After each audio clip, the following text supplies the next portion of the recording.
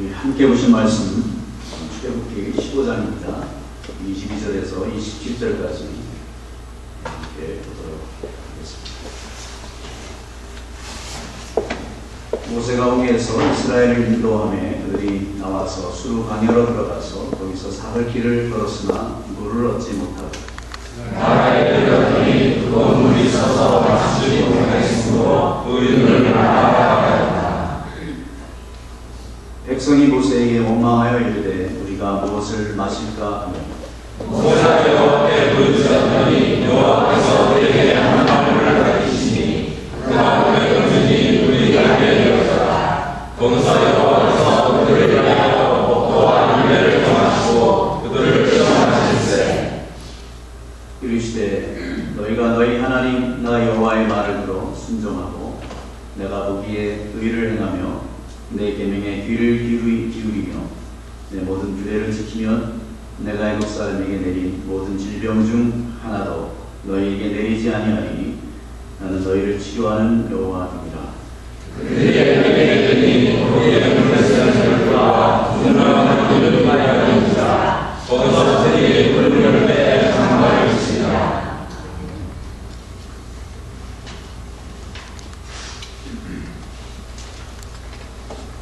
어느 날 다윗 왕이 나라에서 으뜸가는 보석 세공인에게 이런 명령을 내렸다고 합니다. 자, 너는 나를 위하여 반지를 하나 만들거라. 그런데 그 반지에는 반드시 이런 글귀가 들어가야 한다.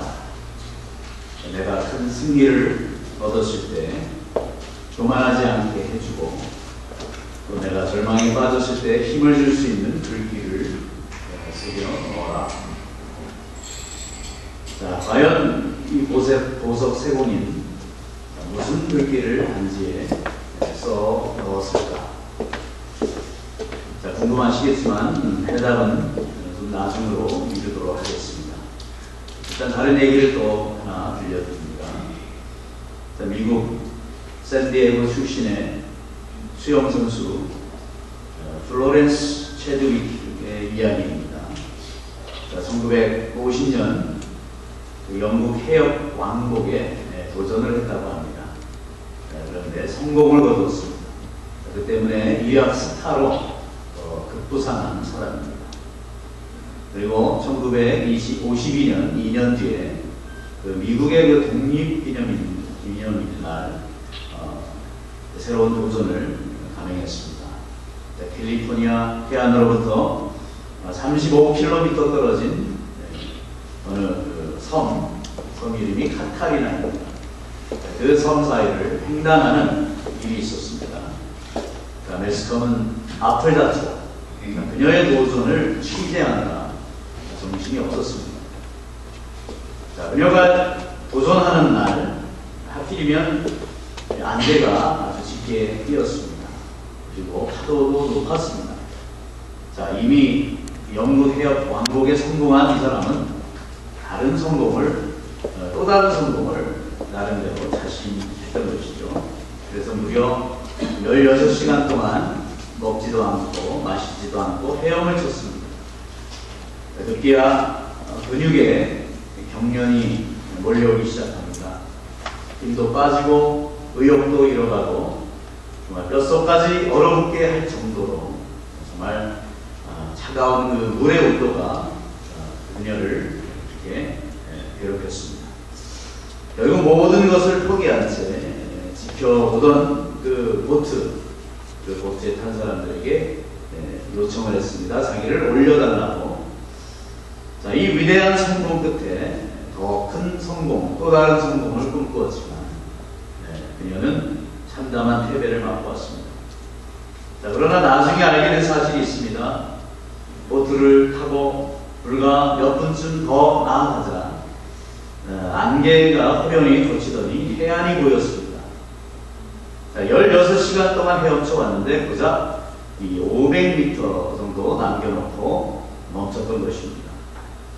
자, 이 체드윅 선수는 지쳤다기보다 사실 이 목표 지점이 그 안개에 가려서 보이지 않아 포기한 것입니다.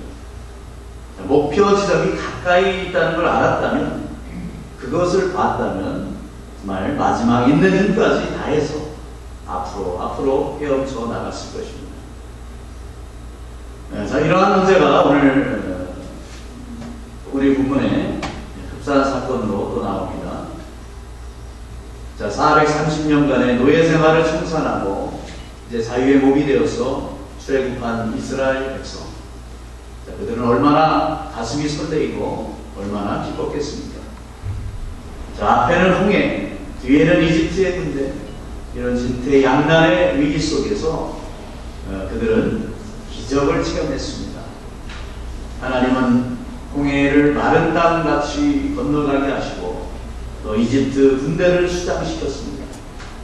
정말로 입이 쩍하고 벌어질 만한 그런 기적을 체험한 이스라엘 백성, 얼마나 감격했겠습니까?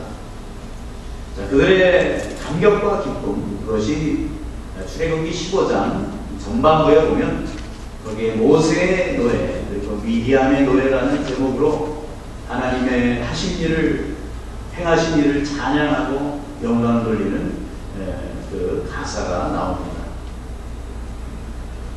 그러나 이스라엘 백성이 누렸던 그 기쁨과 감격, 자, 그것이 오래 지속되지 못했습니다. 자, 광야에서 사흘길을 지나갔으나 자, 물이 없어지자 갈증을 느끼게 되고 그 갈증 속에 괴로워했습니다. 그 와중에서 그들은 이 까마귀 고기를 먹었는지 이 홍해의 기적, 홍해의 감사를 잊어버렸습니다. 정말로 불과 3일 만에, 그것도 3년이 아니고 3개월이 아니고 3일 만에 모든 은혜와 감격과 기쁨을 쏟아부었다는 것이죠. 정말 하나님의 입장에서 보면은 정말 밑빠진 독의 물붓기식입니다. 이스라엘 백성은 맨 처음 이 마라의 생물을 만났을 때 얼마나 그들이 기뻤을까요? 자, 이번에도 역시 또 다른 기적이 일어났구나, 하나님이 역사하셨구나, 처음에는 그랬을 것입니다. 그런데 이게 웬일입니까? 물은 물인데 썩어서 마실 수 없는 쓴물입니다. 그래서 우리는 마라의 쓴물이라고 오늘 여기서 보게 되죠. 자, 이 마라의 쓴물을 맛보았을 때 그들의 실망감과 담혹감, 이것은 이루 말할 수 없었을 것입니다. 주보에도 성경 구절이 나와 있는데 24절에 보면 정말 백성이 모세에게 원망하여 이르되 우리가 무엇을 마실까 하네. 자, 모세를 원망하는 것은 하나님을 원망하는 것이었습니다. 자, 출애굽시켰으면 당연히 뭔가 준비를 했었어야지, 먹을 것도 있고 마실 것도 공급해 줄 수 있는 그 모든 것을 다 준비해 놨어야지 하고 그렇게 생각했을 것입니다. 어떤 대책이 있으리라 그렇게 여겼을 것입니다. 자, 그런데 하나님이 마치 빚쟁이라도 된 것처럼 이 뜻은 정말 당연하듯이 달라고만 요구를 했던 것이죠. 자, 그들은 홍해 앞에서도 원망하더니 또 이번에 마라 앞에서도 또다시 원망합니다. 자, 기대했던 기적은 일어나지 않고 당연하게 여겼던 일은 당연하지 않았던 것이죠. 자, 기적이라고 여겼던 이 마라의 쓴물, 그 쓴물은 정말로 마시지 못하는 물입니다. 자, 이들은 아마도 이렇게 얘기했겠죠. 이게 뭐냐? 하나님이 우리를 죽이시려는가? 이럴 줄 알았으면 우리가 이집트의 종로릇하며 살았던 편이 나았을 텐데 했던 것입니다. 자, 이스라엘 백성은 또 이 흘러간 노래를 부르고 있는 것이죠. 홍해의 기적을 노래했던 그 최신식 모세의 노래, 그 미리암의 노래는 어디 갔습니까? 다시 과거로 돌아가서 이들은 흘러간 노래를 또 부르고 있는 것입니다. 여러분, 원망은 자신을 죽이는 일입니다. 민수기 21장에 보면 백성들이 길이 험난하여 모세를 원망했다고 합니다. 자, 그들이 원망하고 있을 때 어떤 일이 일어나는 건 불뱀이 나타나 사람들이 그 뱀의 독에 물려 죽기도 하고 고통을 당하기도 했죠. 여러분, 성경에서 뱀은 마귀를 상징합니다. 자, 이것은 무엇을 말하느냐? 원망하는 사람은 마귀의 닭이 된다는 것이죠. 마귀의 닭이 되었기 때문에 또 원망을 하는 것이죠. 여러분, 이제 이스라엘 백성의 이 문제에 대한 하나님의 해결 방법을 우리가 보겠습니다. 27절을 보니까 그들이 엘림에 이르니 거기에 물샘 12과 종려나무 70그루가 있는지라 거기서 그들이 그 물 곁에 장막을 치니라. 정말로 자비로우신 우리 하나님의 은혜와 긍휼이 아닐 수 없습니다. 아무리 실망스러운 일이 있다 해도 그 뒤에 좋은 일이 준비되어 있습니다. 이스라엘 백성은 당장 이 눈앞에 마실 수 없는 물을, 그 마라의 쓴물을 보고 원망했습니다. 그런데 조금만 더 기다리면 만나게 될 이 엘림이 정말 눈에 보이지 않았던 것이죠. 고고학자에 의하면 이 마라부터 엘림까지의 거리가 무려 한 10km 정도 된다고 합니다. 낙하로 약 2시간 거리입니다. 하나님은 자기 백성을 위해 피난처를 이렇게 가까이 준비해 주신 것이죠. 또 오늘 본문에 보면 하나님이 물샘 12를 준비하셨습니다. 자, 왜 12이겠습니까? 12지파를 골고루 먹이시겠다는 것이죠. 게다가 종려나무 70그루까지 있습니다. 이 태양이 이글이글 내리쬐는 그 광야에서 갈증도 해소하고 편히 쉬라는 것이죠. 하나님이 이렇게 위로와 안식을 준비해 주신 것입니다. 눈앞에 놓인 현실과 문제만 바라봤던 이 이스라엘 백성의 모습은 마치 젖병 빠는 아이와의 모습이었습니다. 자, 젖주면 아이들이 어떻게 하는가 금세 방실방실 웃고 또 배고프면 인상 찡그리며 울어 제끼지 않습니까?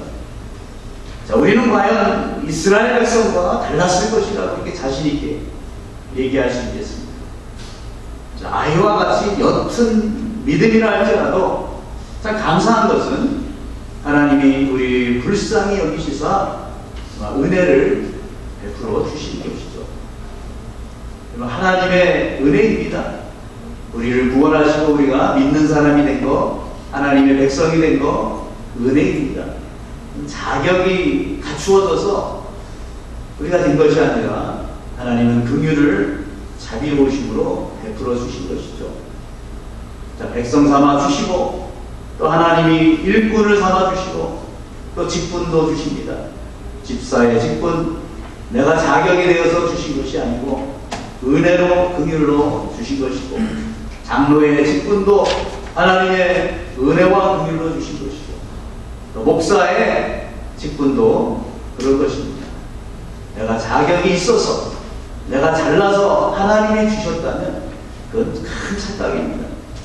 자, 이렇게 은혜로 주신 것, 그것이 무엇이든지 간에 그걸 정말 은혜로 알고 그 은혜를 잘 감당해낼 때 우리 하나님께서 정말 기뻐받아 주신다는 것이죠. 자, 체드웨이 그 수영 선수의 이야기를 다시 이어갑니다. 자, 그녀는 이 실패했던 때로부터 2달 후에 다시 도전했습니다. 자, 지난번처럼 육체의 한계가 몰려왔습니다. 이번에도 역시 안개가 낀 그 바다 외에는 아무것도 보이지 않았습니다. 그러나 체드윅은 이를 악물고 그 목적지 해안이 있을 거라는 그러한 지난번의 그 실패를 경험 삼아 머릿속에 떠올리며 계속해서 나아갔던 것이죠. 자, 결국 지난번보다 2시간 이상 단축을 시키며 목적지에 도달했던 그러한 성공 사례가 있습니다. 자, 이렇게 첫 번째와 두 번째 도전의 차이점이 뭡니까? 자, 마음속에 뚜렷한 목표가 있었기 때문이죠. 마음속에 뚜렷한 어떤 사명이 있었기 때문이죠. 자, 그 안개 너머로 펼쳐진 그 해변의 광경을 마음속에 그렸던 것입니다. 자, 영어로 이런 말이 있습니다. The best is yet to come. 하나님은 가장 좋은 것을 준비해 놓으셨는데 가장 좋은 것은 아직 오지 않았다 하는 것이죠. 그러나 올 것이라는 것입니다. 자, 광야 여정이 마라의 쓴물에서 끝나지 않았죠. 가까이 보면 엘림의 축복이 있습니다. 자, 더 멀리 보면은 약속의 땅 그 가나안의 축복이 있죠. 자, 이것을 이들은 그냥 놓쳐버린 것입니다. 마라의 쓴물 앞에서 완전히 무너진 것이죠. 여러분, 아까 제가 다윗 왕의 그 보석 세공인 그 얘기를 들려드렸습니다. 자, 이 다윗이 보석 세공인에게 명령했던 것에 대한 답을 드립니다. 자, 승리했을 때 교만하지 않게 하고 절망했을 때 힘을 주는 그러한 글귀를 반지에 새기라고 했죠. 아무리 글귀를 생각하고 떠올리려고 해도 좋은 아이디어가 떠오르지 않았습니다. 그래서 그 당대의 최고의 지혜를 가진 솔로몬 왕자를 찾아갔다고 합니다. 잠시 생각에 잠겨있던 이 솔로몬은 종이에 뭔가를 적어줬습니다. 그리고 이와 같은 글이 적혀 있었습니다. 이것 역시 곧 지나가야. 승리도 곧 지나가고 절망도 곧 지나간다는 말이죠. 그런 성경 구절은 아니지만 정말로 이것은 명언입니다. 자, 태양도 지나가고 먹구름도 지나갑니다. 또 기쁜 날도 지나가고 슬픈 날도 지나갑니다. 자, 그러면 결국에 남는 것은 뭡니까? 최후의 승리이죠. 자, 이 최후의 승리를 멀리 바라보며 믿음으로 인생의 엘림을 경험하라는 그러한 메시지를 우리는 여기서 발견할 수 있습니다. 그런데 이 엘림은, 자, 이 모세가 나뭇가지를 그 마라에서 쓴물이 단물이 되도록 던졌습니다. 나뭇가지 던지라고 해서 던졌더니 물이 변했죠. 이것은 마치 쓴물이 단물이 변한 것은 물을 포도주로 바꾸신 예수님을 예표하는 것입니다. 그래서 베드로전서 2장 24절을 보면 친히 나무에 달려 그 몸으로 우리 죄를 담당하셨으니 이는 우리로 죄에 대하여 죽고 의에 대하여 살게 하려 합니다. 그가 채찍에 맞음으로 너희는 나음을 얻었나니. 이 모세가 던진 나무까지, 그것은 곧 예수님의 십자가이죠. 이 십자가에서 우리 인간의 죄악과 절망과 고통이 치료되는 것입니다. 이 십자가는 인생의 엘림으로 인도하는 유일한 길이라는 것이죠. 우리의 구원자 되신 우리 예수님은 치료하는 분입니다. 구원이라는 것은 치료를 포함하고 있습니다. 자, 이 구원은 포괄적이며 전인적인 것이죠. 그래서 구원은 천국과 영생뿐만 아니라 모든 위기에서 건져주는 하나님의 은혜를 패키지로 포함하고 있는 것입니다. 자, 이 마라의 쓴물과 단물을 그 옛날에 엿장수 아저씨를 생각해 줍니다.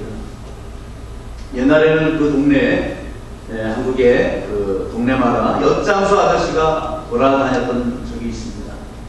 엿장수에 짤그락 하는 가위 소리가 들리면 동네 사람들이 몰려듭니다.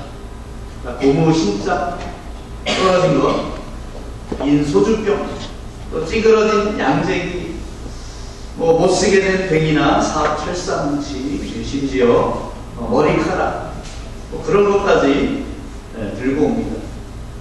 자, 이렇게 보물이나 폐품을 가져다 주면 달콤한 엿으로 바꿔주는 것이죠.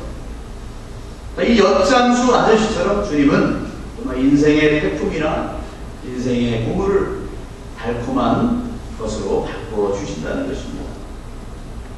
자, 주님은 우리의 그 불행의 쓰레기를 행복의 엿으로 바꿔주는 분이라는 것이죠. 자, 이 현 시대를 보면 과학이 발달해서 정말 더 좋고 편리한 세상을 만들어 가는 듯 합니다. 그래서 쓰레기 하치장을 아파트 단지로 만들고, 또 늪지대를 빌딩지대로 만들고, 또 사막을 골프장이나 스키장으로 만들기도 하죠. 하지만 아무리 인간의 과학과 지식이 발달해도 이 사람 안에 있는 쓴물을 바꿀 자는 없습니다. 자, 바울이 말한 대로 누가 이 사망의 몸에서 나를 건져낼 자가 있느냐. 자, 온갖 모순과 불의와 탐욕과 이기심이 우리 안에 있다는 것이죠. 이것이 쓴물이라는 것입니다. 이 세상의 모든 문제는 인간에게서 비롯됩니다. 누가 이것을 고칠 수 있습니까? 여러분이 고칠 수 있습니까? 힘써보시고 애써보십시오. 내가 아무리 해도 그건 고쳐지지 않는 것입니다. 오직 예수 그리스도 십자가로만 고칠 수 있는 것입니다. 자, 우리의 삶에서 종종 쓴물이 나옵니다.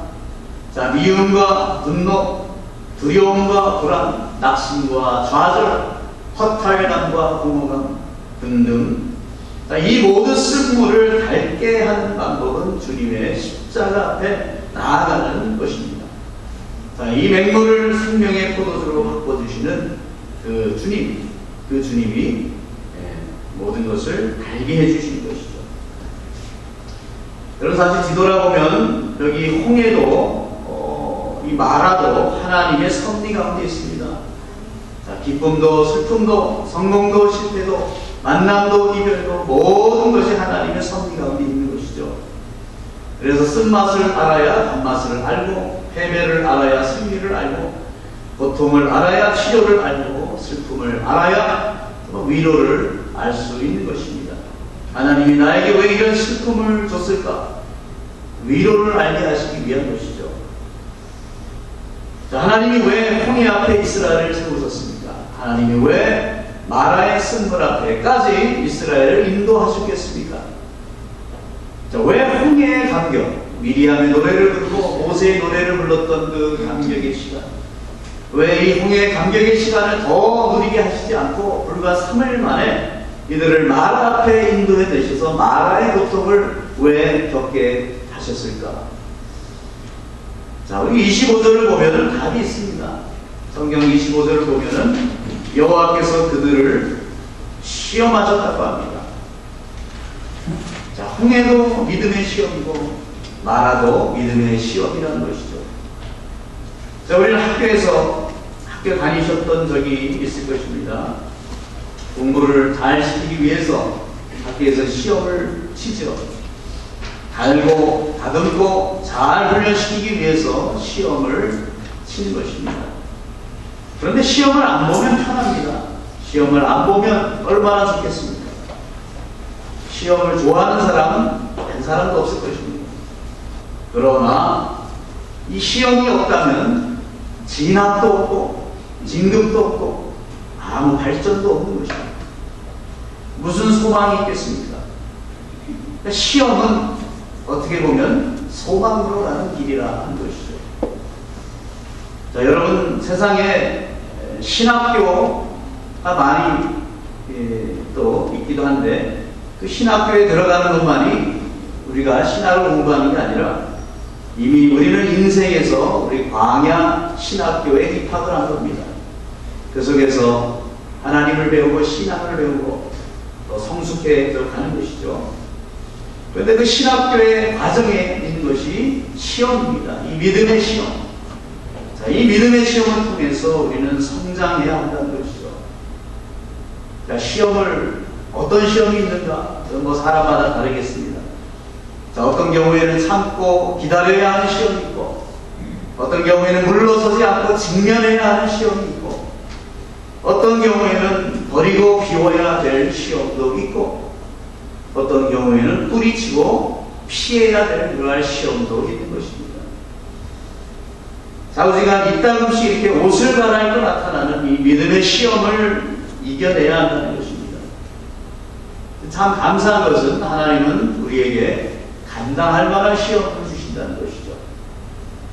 내게 시험이 있다는 것은 감당할 만하기 때문에 주신 것입니다.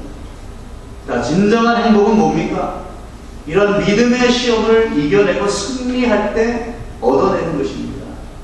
시험을 이길 때마다 행복감, 어떤 성취감, 그런 것을 우리는 얻을 수 있습니다. 가만히 보십시오. 영적으로 시험에 무너지는 사람은 행복하지 못합니다. 시험을 이기는 사람만이 행복감을 느낄 수 있는 것입니다. 여러분, 신앙생활을 수십 년째 하고 있는데 눈에는 보이는 것이 없고 손에는 잡히는 것이 없고 귀에는 들리는 것이 없노라, 그렇게 말하는 사람들도 있습니다. 그러나 이 마라의 쓴물을 넘어서 그 오아시스 엘림이 있음을 믿음으로 봐야 된다는 것입니다. 자, 마라의 쓴물은 다시 말씀드리면 믿음의 시험입니다. 자, 이 믿음의 시험이 여러분 가운데 있다면 그것을 잘 통과하여 정말 성숙된 신앙을 만들어 가시기를 축원합니다.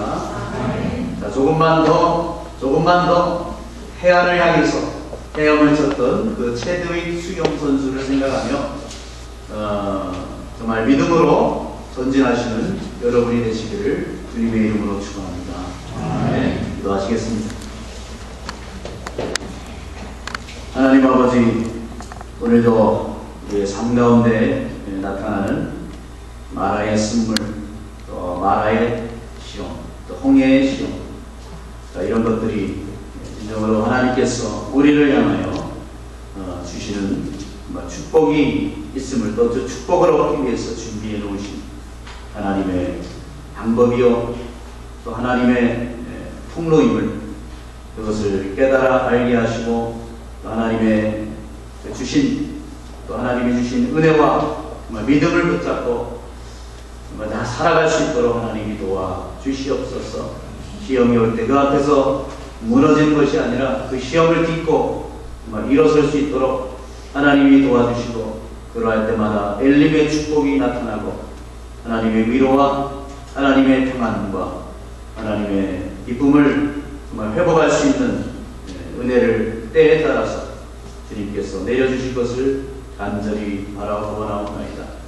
모든 것을 예수님 이름으로 기도합니다.